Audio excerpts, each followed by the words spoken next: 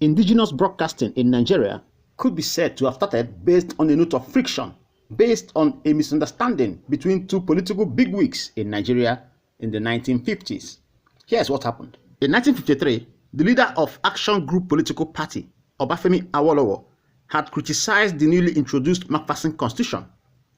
The British Governor General at that time, Sir John Macpherson, went to the Nigeria Broadcasting Service, NBS, which was a federal government-owned radio station, and made a broadcast during which he defended the constitution and criticized Awolowo for his actions.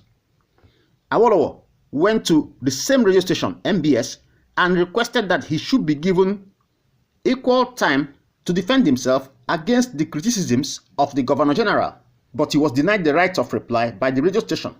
This got him angry. His Action Group party members were not happy too.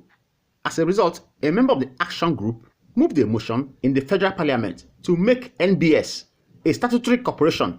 That is to say, the parliament would take over control of the radio station. That was in 1954.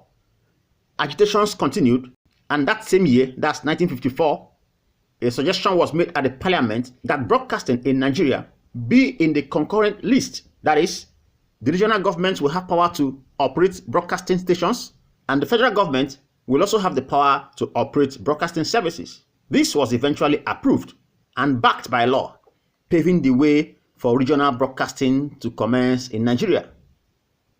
That was in 1954.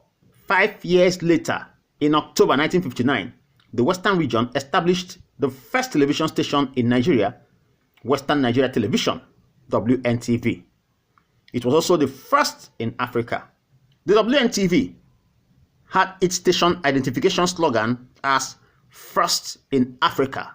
Few months later, in 1960, the Western Nigeria Broadcasting Service established a radio station. In 1960, the Eastern Regional Government established Eastern Nigeria Television, ENTV, under the auspices of Eastern Nigeria Broadcasting Service. The identification slogan of the station was second to none. The Eastern Nigeria Broadcasting Service also established a radio station. In 1962, the Northern Region launched their own broadcasting system called Broadcasting Corporation of Northern Nigeria, BCNN, and established Radio Kaduna Television, RKTV. That was how indigenous television broadcasting started in Nigeria.